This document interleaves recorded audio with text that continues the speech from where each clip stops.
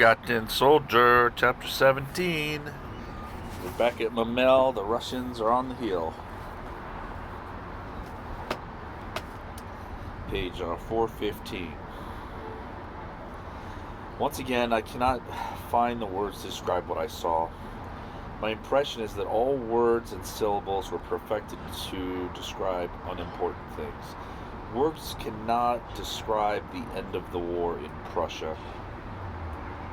I was part of the exodus in France, fleeing the German troops, which I later joined, and I saw mothers asking for milk at quiet farms.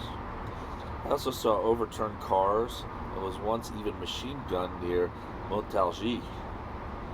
But my memories of all that are touched with only a small degree of anxiety, which is even somewhat intoxicating, like the memory of a trip on which one was not alone. Also in France, the weather was beautiful.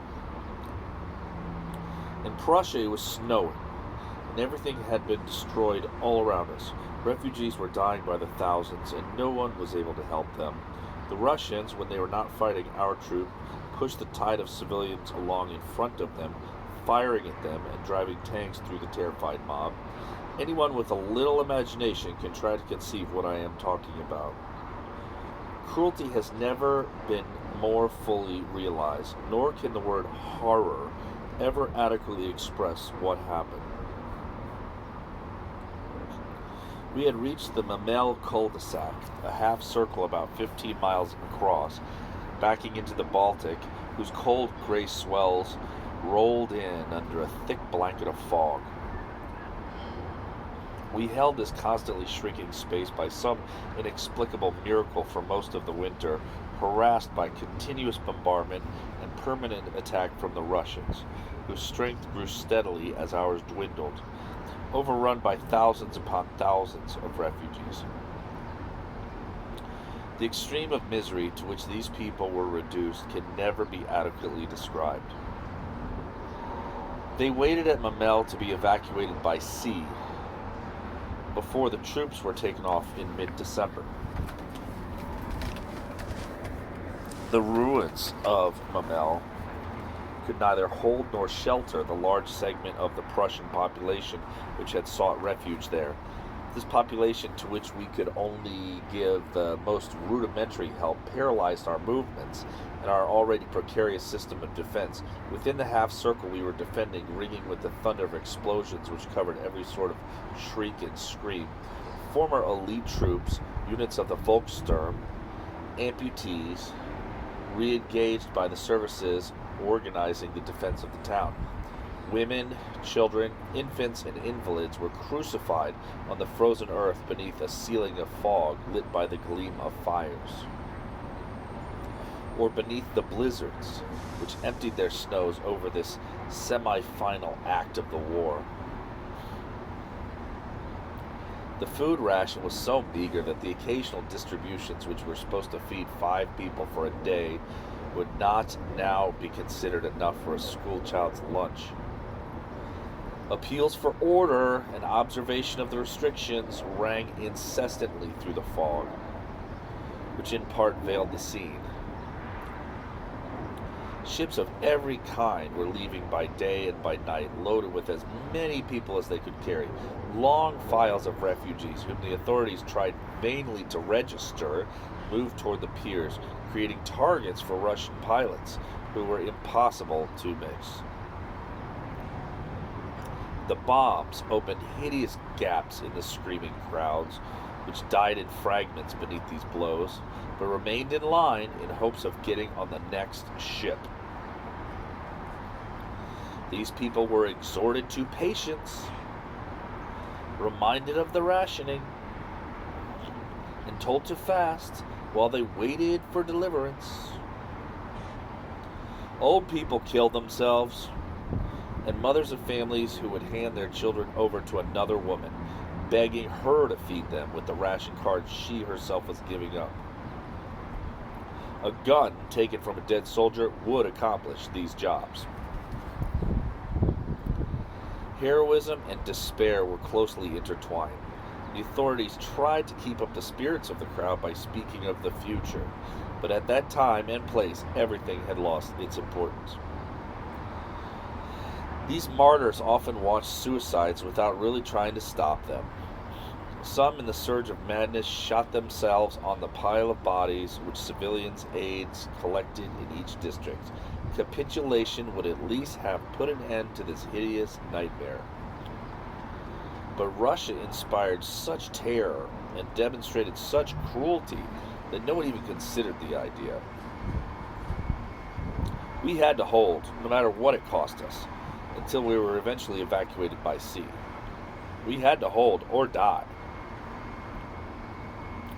Or perhaps the High Command had another idea. Perhaps they were planning to transform the stronghold at Mamel into a bridgehead from which they would launch a counterattack to split the Soviet thrust. This last speculation struck those of us holding the town as sheer fantasy. However, soldiers were still landing at Mamel as the civilians left. We could only suppose they had come to strengthen our position. The idea of a counterattack seemed entirely unrealistic. Here we fought with the stubbornness so much admired by the High Command, solely because we had hoped there might be some sort of launch left in the end to take us out after the last civilian had been evacuated. We had to hold on, even if despair had separated us from all other human conditions. At Mamel, no one could stay out of the fighting. Children and young girls dried their tears and helped the wounded, distributing food, resisting their desire to devour it, and suppressing horror and fear which were so fully justified. They performed tasks which their overburdened elders gave them, without argument or complaint. One either lived or died. No intermediate condition could be given any consideration. The children all felt this fact, without discussion or explanation.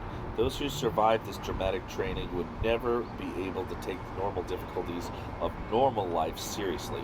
The German people really experienced the depth of things and left me with an ineffable feeling of respect, which I can describe no further.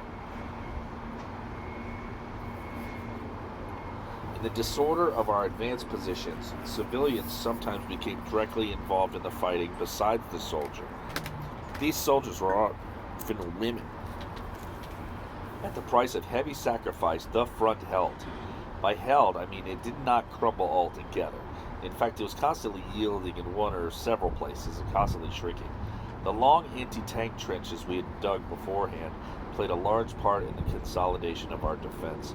The Russians depended above all on their aviation and their heavy artillery, which they strengthened constantly to knock us out. Nonetheless, their attacks cost them heavily. The contraction of our front allowed us to concentrate our defense.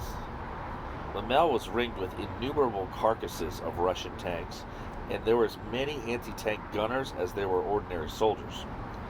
Carloads of mines were driven out by civilian volunteers and placed in front of our defenses by the infantry in the course of small counterattacks organized slowly for this maneuver. We were defenseless only against aviation. Russian fighter bombers flew over continuously. To the northwest of our position, the remains of several dismantled railway carriages underwent 8 attacks in 2 days. What was left of our anti-aircraft defense was concentrated around the piers, where the peril was definitely the greatest. This target constituted a real danger to the Russian pilots, who preferred to attack the rest of the stronghold, where there's no serious resistance. Thus, despite the hell of cold and fire and shortage, despite the names scratched daily from our lists, Mamel incredibly held. Then, one gray afternoon, some elements of our famous division were regrouped at a precise point. Ammunition for an offensive was handed out, and we were given 2 tins of food each, without regards to the contents. Some received a pound of applesauce, others a pound of margarine. However, these variations seem insignificant compared to the fact that the ghost of a German military organization was still functioning during these days of grace on the fringes of a disintegrated city, which would still be known as Mamel for a short time. Supplies, although obviously rationed to the limit, were still distributed before an offensive. Incredible as it may seem now, the vestigial remnants of the German army in Memel were to attempt an offensive to the south, whose aim was to reestablish contact with the front at Kranz and Kodensberg. The officers who prepared the maneuver issued their directives to the disillusioned ears of combat veterans.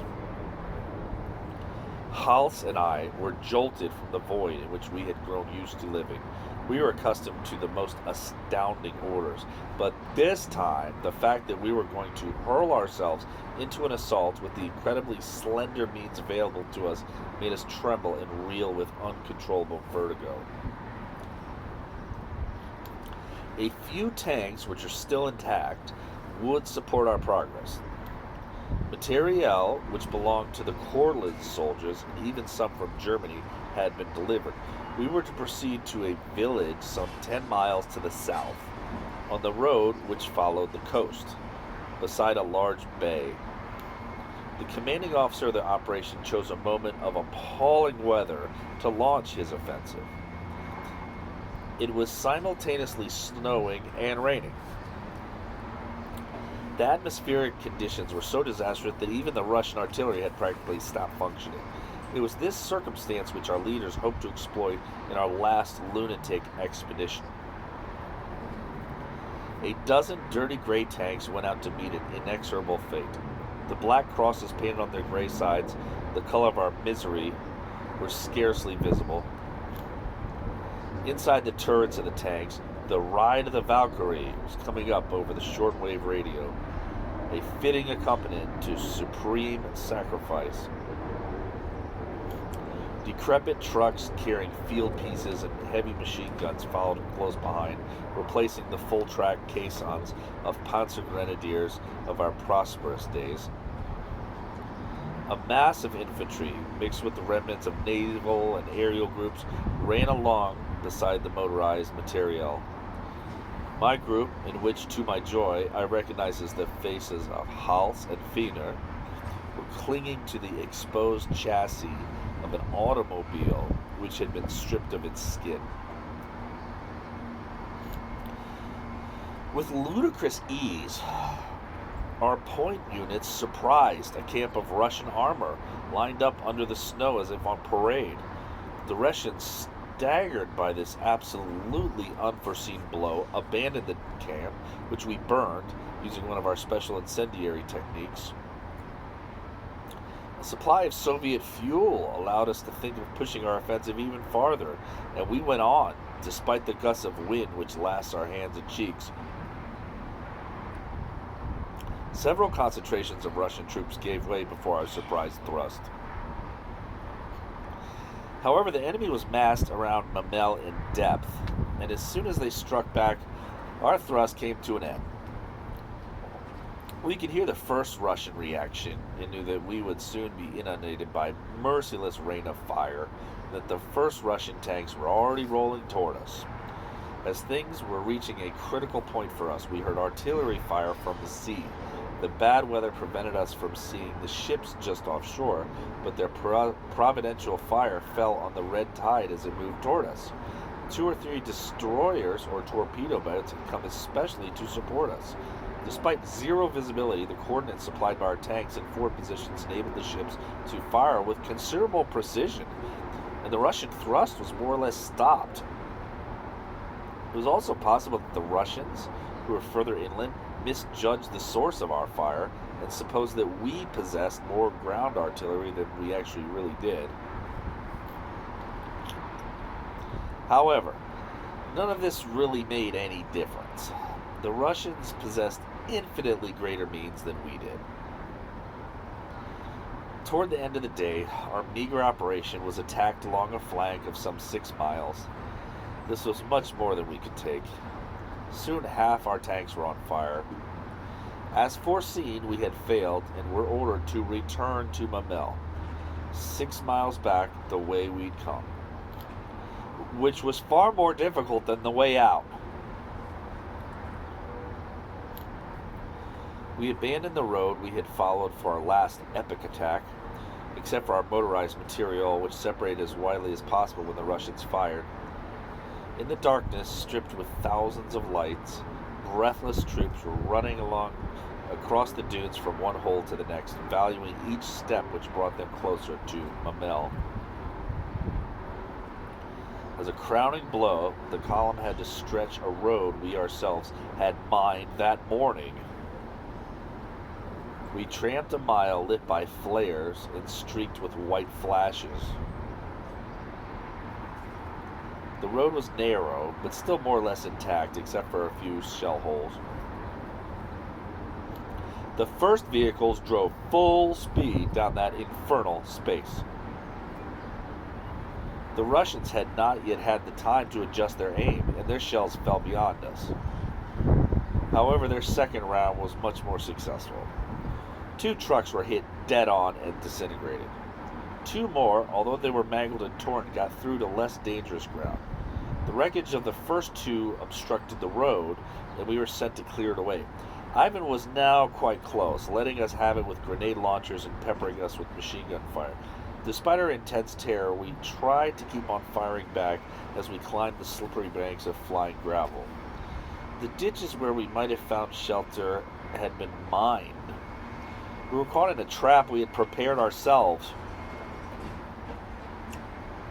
Several of our men fell, their arms flung outward and their eyes fixed for the last time on the dark, tormented sky.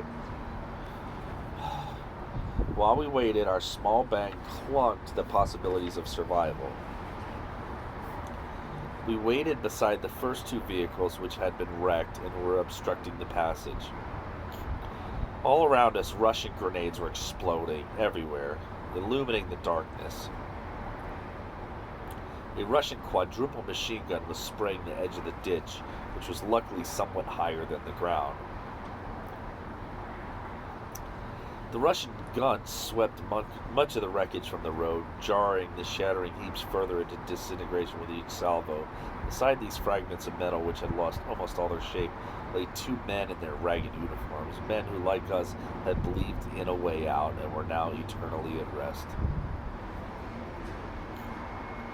We would have to clear the road of the wreckage which still obstructed it, but anyone who stood up would probably be hit. Once again, Wiener, the veteran, emerged from our petrified group. On his knees, under the flying bullets, he hurled a grenade at the first heap of metal and blew it from the road. The second wreck went up the same way. The third, a 3.5-ton truck, required 4 grenades. Unfortunately, the wounded men inside the truck were blown up too, but hey, that's war. Toward midnight, at the height of the storm, 2/3 of our men were back in Mamel. The command had become aware of our enterprise and provided covering fire. In a state of exhaustion, we arrived at the rear of the entrenched camp. Inventory of the missing was taken outside among the ruins of a bathing establishment. Then, in the perpetual roar of noise from the front, we settled down and tried to sleep, even though the circumstances were so heavily against it that the attempt itself was an act of heroism. The next day, toward 11 in the morning, when we had finished eating the rations distributed before the offensive, we were sent back to posts which had to be defended. In our dramatic situation, our rest periods could not be of any greater duration. Civilians continued to embark, despite all the risks this entailed. Seas were running high, and all the buildings were covered with frost. Their human complement was waiting to leave from the jetty. Although the waves sprayed their bluish faces, there wasn't the slightest murmur of complaint. Our troops continued to deny the Russians access to the town and its immediate surroundings. The possibility of evacuation by sea represented such a lifeline that a maximum effort was mounted to make it possible for us to hold on. Food, munitions, medicines, they were all sent in. On certain days, our hammering from the Russians seemed to be diminishing, despite the cold, which grew daily more intense, life seemed a little easier. We didn't realize that the Soviet armies were concentrating their efforts farther south. Königsberg, Heiligendahl, Elbing, and then Gunthofen were increasingly threatened. The problem of refugees, as I learned later, was 10 times greater in those places. The Russians abandoned Memel for the moment to cut further into Prussia, where they were met with desperate resistance. However, they swept it all aside. The three powerful Soviet armies which had entered German territory possessed means infinitely greater than those remaining to us. In addition to this, they were inspired by savage feelings for vengeance. The tortured population of Prussia were indelibly instructed in what this meant. Elsewhere, scattered through the population, were Lithuanians, anti-communist Russian, Poles, and even English and Canadian prisoners who shared our fate, even at Memel. The general terror of Russia superseded all national divisions and differences of opinion. It was a brute fact, simple and unassailable. When no other course was possible, everyone fled, even the English and Canadian prisoners. The likelihood of being distinguished by the Russian assault units was too doubtful. Women of all ages were exposed to any form of outrage. The number of people evacuated by sea must have risen into the millions. The veteran had carefully set up his FN machine gun in the ruins of a house whose walls rose no higher than 3 feet from the ground. From time to time, he brushed the snow from the breach with the back of his hand, which had turned gray from repeated frostbite. Since our last attack to the south of town, the veteran had seemed to regain his calm. The nervous excitement, which affected all of us, no longer seemed to touch him. He no longer took part in our desperate discussions and seemed to have separated himself from all our sufferings. The war, the cold, all the other horrors which plagued us no longer seemed to touch him. His manner was strange. We wondered about his frame of mind. However, that morning, his FM machine gun had saved us from a Russian patrol which had become particularly interested in our group. 20 Russian bodies lay stiffened in front of the Volkssturm truck, which continued to function despite the fact that one of its back wheels was a thick log wedged against the chassis. Another of the minor miracles of Memel. Then the Russians had sent a 50mm bullet under its hood, finishing off the 2 men dressed as soldiers who sat in the cab. Hours later, the damn thing was still blocking our view. The Russians had tried to use it as a shield to get close enough to wipe us out with grenades, but Wiener had riddled them with enough fire to finish them off too. Speed had been the critical factor, and Wiener had simply been the quickest on the draw. Now he sat in silence, wiping his gun as if it were precious jewel.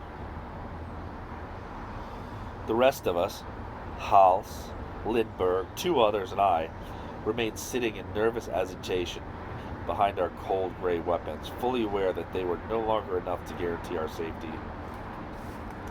I had at my disposal 3 Panzerfausts and the new PM machine gun, which the Hitler Youth had recently distributed. An extremely effective weapon, which combined features of both the FM machine gun and the old PM machine gun. I also had a small magnetic mine, which gave my stomach an extra turn. At Memel, we each carried enough of the armory to ensure a quick death. With all that load, there was no question of getting away quickly. We were to hold our positions for about 2 more weeks, fighting off more or less soft attacks every 48 hours or so.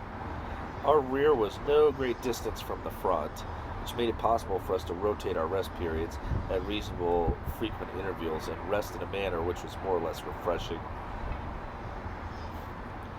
Not far from us, besides what was left of the street, was a signpost stating that we were 5 miles from the coast. The last 5 miles of our retreat from the dawn, an almost incredible sweep of over 1,000 miles, much of it on foot. As the veterans sometimes jokingly said to me, "The same route your great-grandfather took with Napoleon, my boy. You might think of it as a family affair, if that's any consolation to you." Then one evening, as we were returning to the damp and icy cellar we used as a dormitory during our rest periods, we noticed that the civilian population of Mamel had almost disappeared. The last shipload of refugees must have left while we were at the front. We walked through the darkness of the town, which was more like an abandoned cemetery than a town, and returned to our cellar with something like joy in our hearts. My companions sat huddled on their ragged pellets without talking, attacking whatever comestible Gdansk had been able to produce, without even noticing what it was. It didn't matter a damn. Their attention was elsewhere. They were dreaming in the heavy silence, fixing their eyes, which burned with accumulated distress, on the dirty gray vault of our cellar. They were dreaming of the deliverance which must be near at hand, of the leaking hulk which would carry us out into the sea against which we had been pressed so long. They were dreaming, staring from their dark sockets with mad, transparent eyes. And it was understood that no one would speak. Their eyes, which had grown used to staring only at the war, had turned toward the possibility of an inner vision it was just possible to glimpse, with an intensity which I also felt in myself. They were dreaming, and so the war wouldn't catch them at it. They tried to hide it, looking at no one, keeping their eyes fixed on some inner vision of hope. I was the only one who saw them. I saw them because I had nothing else to see.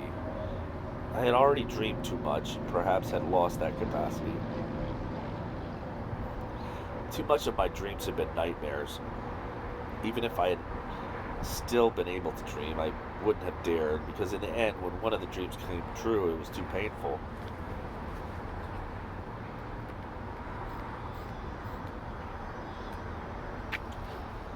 So I no longer dreamed, but watched the others, drinking in some of their hope, and turning it for moments at a time into concrete images. Worn boots on the slimy deck of a ship. Boots, vomiting discolored, empty uniforms.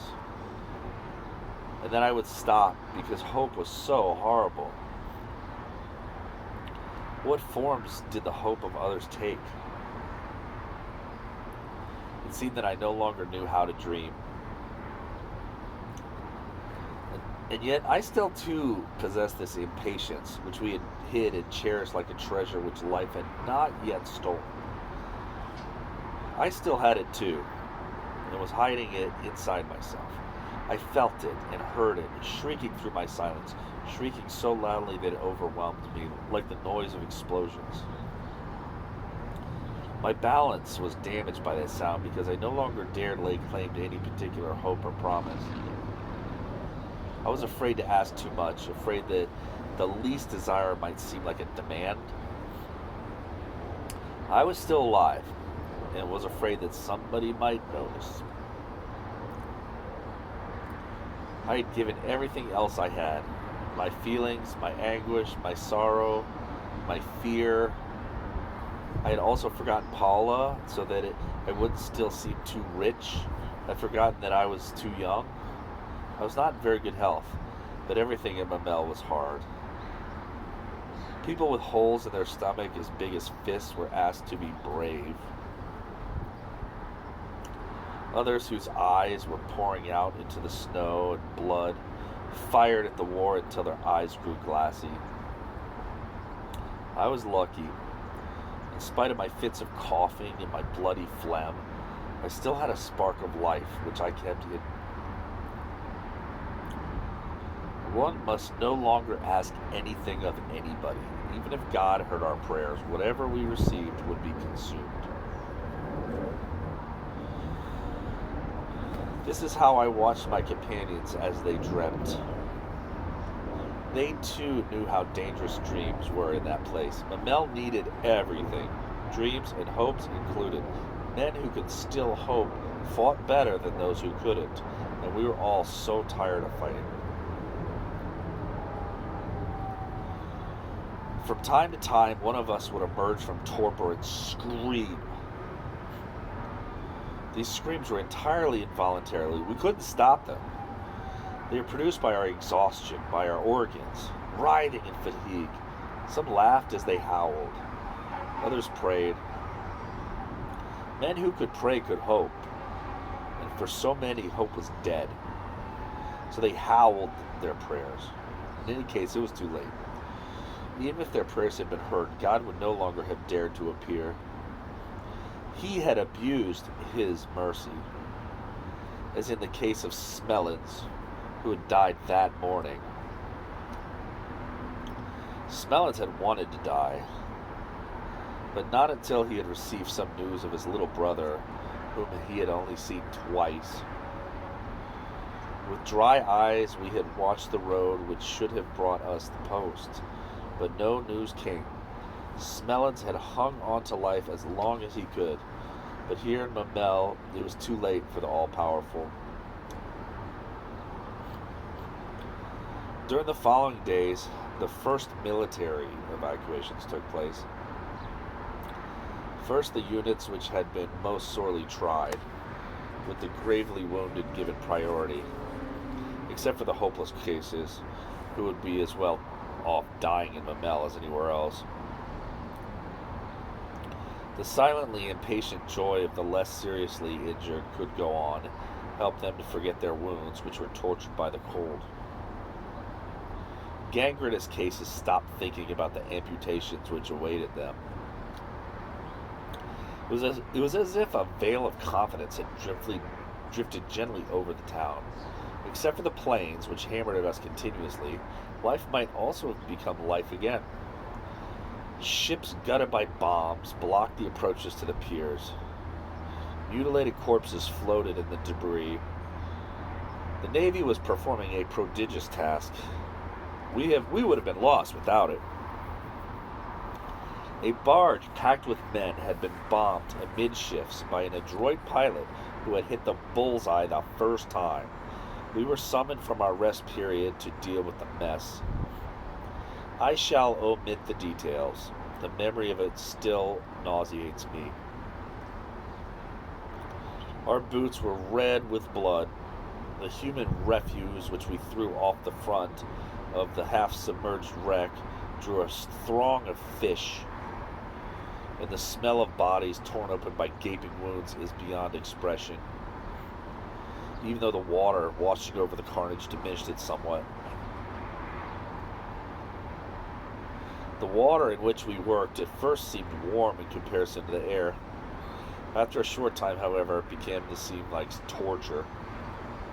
Our gestures became slow and hesitant, and our hearts felt the retchings of pain which clouded our vision. We had to hang on.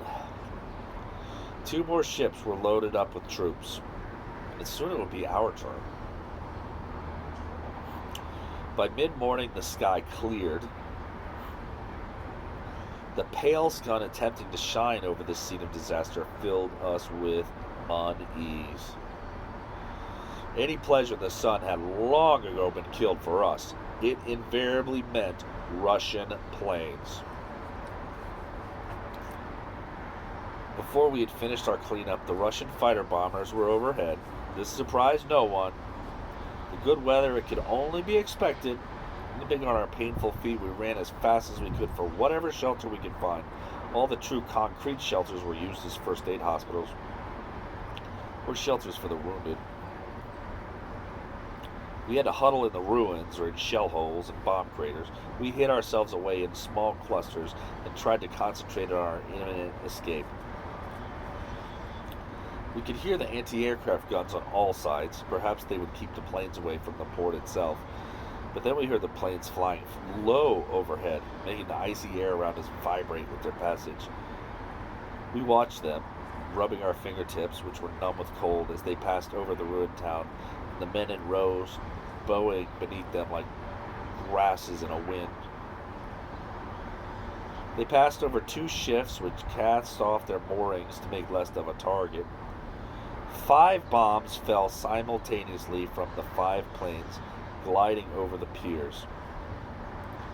2 fell in the water, where they burst, covering the waiting men with spray.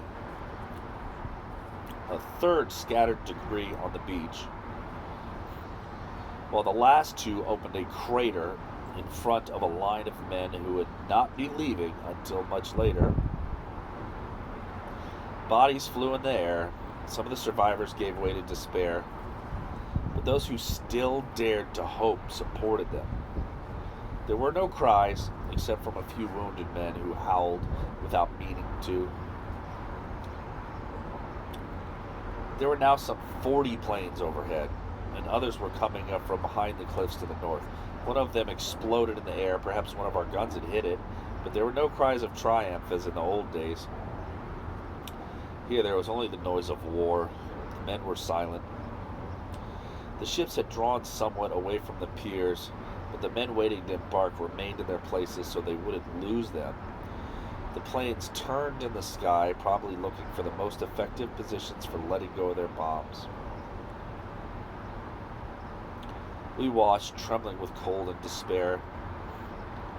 But no one questioned the sanity of the men who remained in line. We knew that when our turn came, we would do the same thing. At that time and place, hope was worth everything. A fortune which there was no question of staking. Everyone there had invested everything their torments had spared them in the possibilities which those ships represented. The planes came over again, and I hid my eyes so that I couldn't see. The rhythm was too horrible, and in the end I was only human, not God. I hadn't died on the cross and had no right to watch. The days went by. Mamel no longer existed except on strategic maps. The front had shrunk, but a great many men had embarked. However, there were still thousands waiting their turn, shuttling between their positions they still had to hold and the semi-tombs where they slept their mutilated sleep. I still watched through my dazed eyes as these thousands wandered through the heights of tragedy in a silence which to my own ears drowned out all the noises of earth. They had been stripped of their human condition, and I watched them in hideous loneliness, weeping eternal tears as heavy as mercy. How long were they there for? For how many lifetimes? It is no longer possible to say, and the world will never know. I feel now as though I was born to experience that test. Mamel had become the summit of my life, the ultimate peak, with only the infinite beyond it. We felt that after Mamel, nothing of us would remain, and that the life we would experience in the future would be like the crutches one offers to a cripple. Mamel is the tomb of my life, the absolute. The silence which enveloped our group had a miraculous quality, which allowed each of the living dead we had become to think about what would they follow in the misery. However foolish as it may seem today, the thought that our wretchedness would be recognized later, even posthumously, was a comfort. Today, even this last concern has disappeared. Anything which might be said about our misery depends on a system of interpretation which is believed to be perfect. But the spectacle at Mamel will not even be helped by the Last Judgment. It is growing dim and vanishing without ever having been seen. Page 426.